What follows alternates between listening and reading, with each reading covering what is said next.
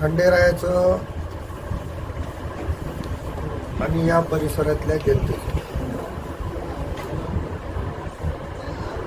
म्हणजे परमेश्वराचं आणि सर्वसामान्य नागरिकाचं नातं फार वेगळं आहे. मला जेव्हापासून कळते तेव्हापासून मी माळेगावला येतो आणि 92 पासून आजपर्यंत खंडोरायाच्या आशीर्वादानं यात्रेचं नेतृत्व करण्याचं, यात्रेत येण्याचं सौभाग्य मला पदाधिकारी म्हणून मिळालं. मी खंडोरायाच्या चरणी प्रार्थना एकच केली,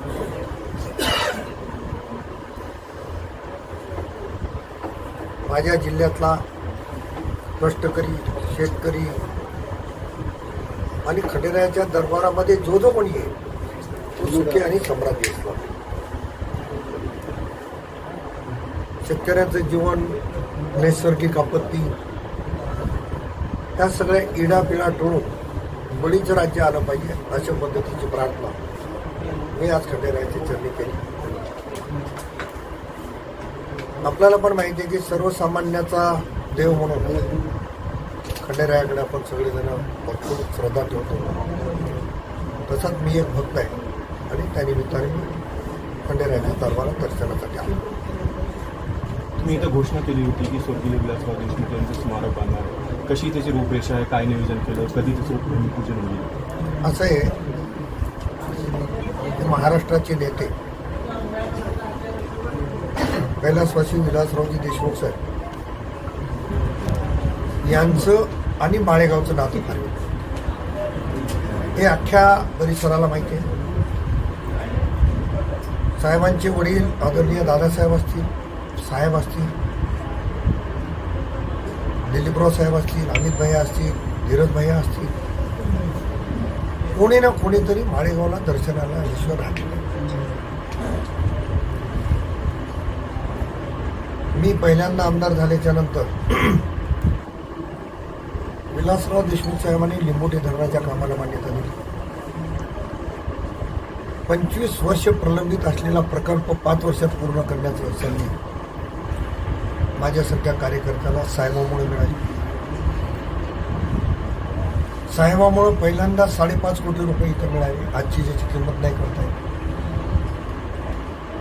आणि माळेगावचे सरपंच श्री धुळगंडे, माळेगावची सर्व जनता, परिसरातली जनता या सगळ्यांचं म्हणणं असं होतं की विलासराव देशमुख साहेबांचं उचित स्मारक इथे करायला पाहिजे. आढावा बैठकीच्या निमित्तानं मी आणि या भागाचे खासदार सुधाकररावजी श्रंगारे आलो, लोकांनी मागणी केली आणि एका क्षणाचाही विलंब न लावता आम्ही घोषणा करतो. मधल्या काळात आमचं अधिवेशन होतं. आता ही यात्रा सुरू झाली. यात्रा संपल्याच्या नंतर स्थानिकची सर्व मंडळी, परिसरातली प्रमुख मंडळी, जे याच्यामध्ये इंटरेस्टेड आहेत ते, त्यांना सगळ्यांना एक बैठक करू आणि रीतसर जागा घेणे आणि स्मारक उभा करणे. नेमकं आज नाही सांगू शकणार की कुठल्या तारखेपर्यंत होईल, परंतु लवकरात लवकर स्मारक उभा करण्याचा प्रयत्न. तुमच्याशिवाय माळेगाव यात्रेमध्ये कोणी निधी दिला नाही. या जिल्ह्याला म्हणजे देशाचे, राज्याचे माजी मुख्यमंत्री अशोक चव्हाण आहेत, त्यांनी सुद्धा याकडे दुर्लक्ष केलं. काय सांगता तुम्ही, तुमच्यामुळं ते या भागामध्ये लक्ष देत नाहीत काय, असं काही? मतदान घ्यायला या भागाकडे चालते आणि निधी द्यायला काय चालतं. कोणामुळं कोणाचं थांबत नाही. विलासराव देशमुख साहेबांनी 5.5 कोटी रुपये दिला, देवेंद्र फडणवीस साहेबांनी 7.5 कोटी रुपये दिला. मधल्या काळात अनेक मुख्यमंत्री झाले, स्थानिकचे मुख्यमंत्री झाले, त्यांनी माळेगावकडे पाठ फिरवली. पण परमेश्वराचा दरबार आहे, कोणी दिलं काय न दिलं काय, परमेश्वराला काय करणार. काही नेत्यांनी माळेगाव यात्रेला व्यासपीठ करून तुमच्यावर खालच्या टीका केलेली आहे, पेपो वगैरे करून.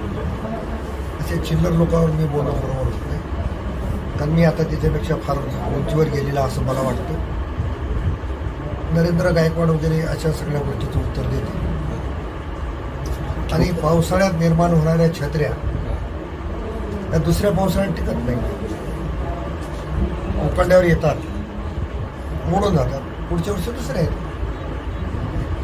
अशा लोकांनी बोलणं. माळेगावची यात्रा म्हणजे घोडा बाजार म्हणून प्रसिद्ध आहे आणि म्हणजे इथले येणारे जे भक्त आहेत भाविक आहेत घोड्यांची रेस पाहण्यासाठी उत्सुकता आहे. तुम्ही त्यासाठी काही म्हणजे पुढे आता काही नियोजन हे करा. पहा, एक गोष्ट लक्षात घ्या की तुम्ही साक्षीदार आहेत सगळे. आढावा बैठकीच्या वेळेस पशु प्रदर्शन सुद्धा घ्यायचं नाही अशी मानसिकता डिपार्टमेंटची. मी त्यांना बजावून सांगितलं, शेतकऱ्यांचा पशुपालकांचा सन्मान यात्रा करणारी यात्रा आहे, म्हणजे इथं पशु प्रदर्शन झालंच पाहिजे. टोकाची भूमिका घेतली. माझं स्वतःचं मत आहे, घोड्याच्या तर शर्ती रेसकोर्सवर बघायला मिळतील, पण गाढवाच्या शर्ती बघायला मिळत नाही. उंटाच्या शर्ती राजस्थानमध्ये बघायला मिळतात, इकडे मिळत नाही. त्याच्यामुळं गत वैभव प्राप्त करून देण्यासाठी घोड्यांच्या शर्ती, गाढवांच्या शर्ती आणि उंटाच्या शर्ती या माळेगावमध्ये भरवल्या जातील आणि ते भरवण्यासाठी प्रशासनाला निश्चितपणाने भाग. विशेष जिल्हा परिषदेकडे निधीची कमतरता आहे. जिल्हा परिषदेच्या मुख्य कार्यकारी अधिकारी करणवाल मॅडम यांचं कौतुक करतो. एक महिला असून देखील नियोजन चांगलं करण्याचा प्रयत्न त्यांनी केला. पण काल झालेल्या जिल्हा नियोजन विकास मंडळाच्या बैठकीत माळेगावसाठी 1 कोटी रुपयाची तरतूद डीपीडीसीनं करावी अशी मागणी माननीय जिल्हा